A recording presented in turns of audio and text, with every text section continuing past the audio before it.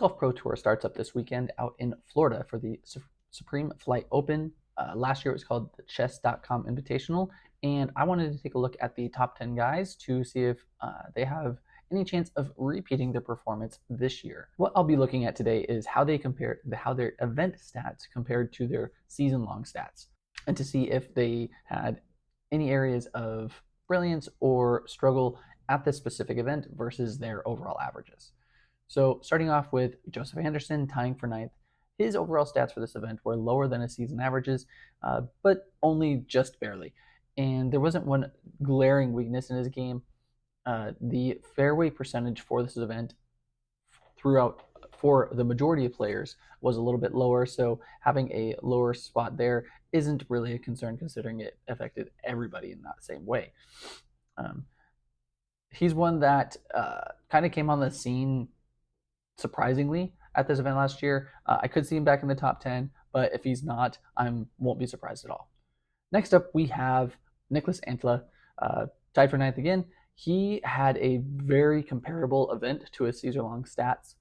His biggest difference was his C1 putting was down 10%, and his C2 putting was up 10%. So when you look at everything as a whole, very comparable to his season-long stats. Top 10, very repeatable for him. Out of this one, I think he is probably my second or third most confidence that he will repeat back into the top 10 for this. Next up, we have Jesse Nieneman. He is one of the few people who actually performed better in his fairway percentage and park percentage at this event versus his season-long stats. Also, C1 in reg and C2 in reg were very comparable to his season-long. The issue is, I don't know if that's repeatable. This is a very challenging course and it has a lot of blind shots. So for somebody who struggled at more open courses and things throughout the season, I feel like it's going to be difficult for him to repeat his success here, though you never know. Some people just have that one event that they end up doing very well at, and it can fit their game very well.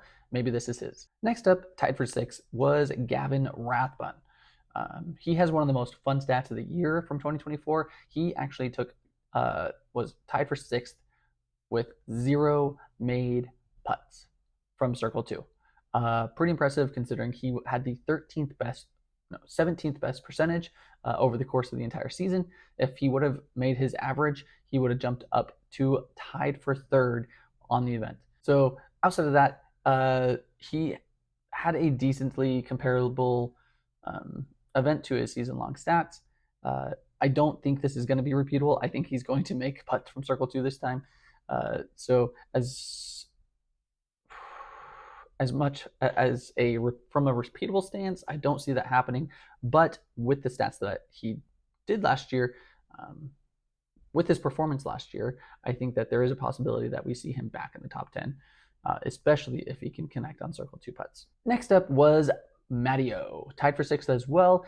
His Circle 2 putts were down significantly, 20% from his average from his averages. This was one of those events where, and Circle 2 putting is one of those stats also that fluctuates from event to event. So it's not uncommon to see this. Again, just like Gavin, it's very possible that he comes out this year and makes 33%, 40% of his Circle 2 putts. His other stats were very comparable. When you look at parked, Circle 1, Circle 2, all of those were within 3% of his averages. So if he's able to throw the disc as normal, Matteo should be able to put up another good performance here at the Supreme Flight Open.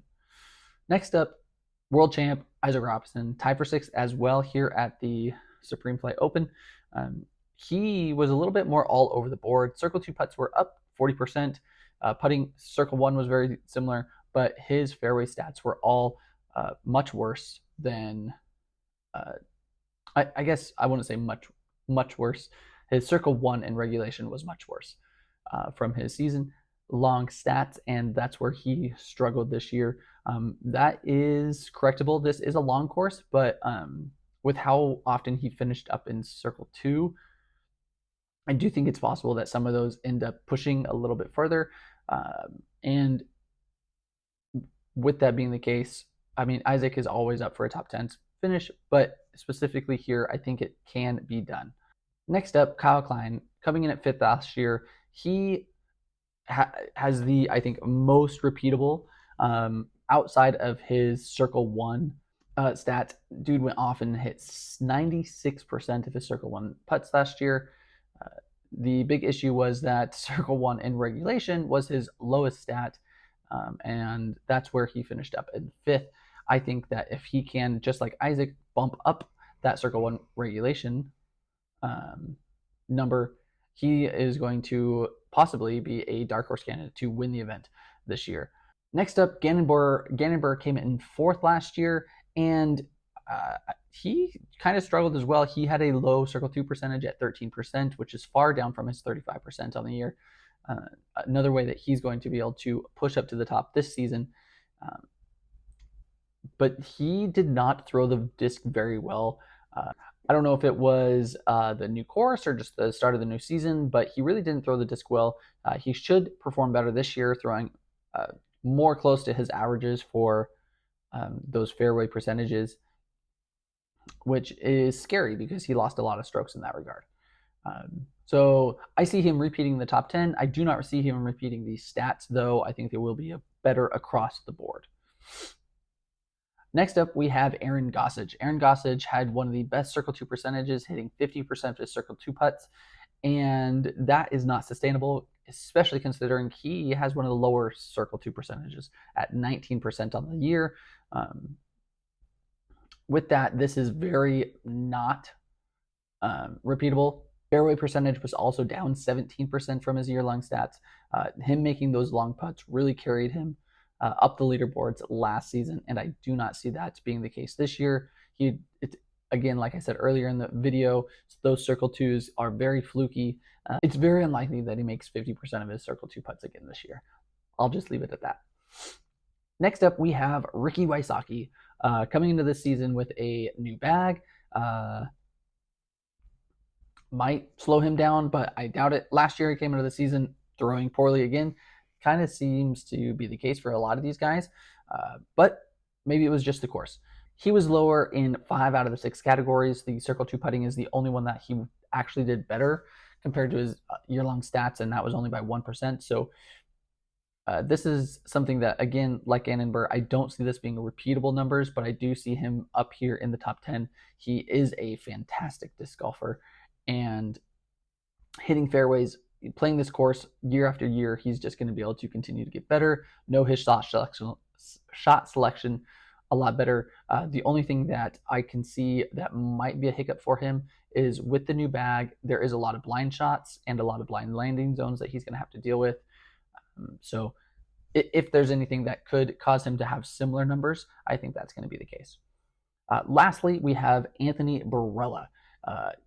He was spot on basically with his year-long stats, under 1% in fairway percentage, park percentage, Circle 1 and reg, Circle 2 and reg. Very almost identical stats to his year-long stats here but his putting is what was different. Circle 1 putts were down, Circle 2 putts were up. They kind of canceled each other out in that regard, but I think this is very repeatable. This is how he played all year long. At least averaged here. So if he comes in and plays his normal game, I don't see a reason why he can't repeat. He did have a very high Circle 2 percentage at 42%. So that is going to be kind of where I see if he doesn't get a top 3, top 5, I think that's going to be the distinguishing factor there. Overall, I think half of these guys have a pretty good shot at repeating here. Their stats show you that they can perform at this level throughout the season. But just how this course is laid out, the big elevation changes, the blind shots, there's a high likelihood of bad luck from rollaways or bad footing. I think this is going to be one of those events where we're going to see people rise up into the top 10 that we don't always usually expect. This is a very challenging course, and I'm very excited to watch it as we start the 2025 Disc Golf Pro Tour season. Now, if you like this stat-based disc golf content, please like and subscribe. Plan is to do this every single week, as well as doing a couple of different shows, giving out more information on players and the events. Thank you for watching. Have a great weekend.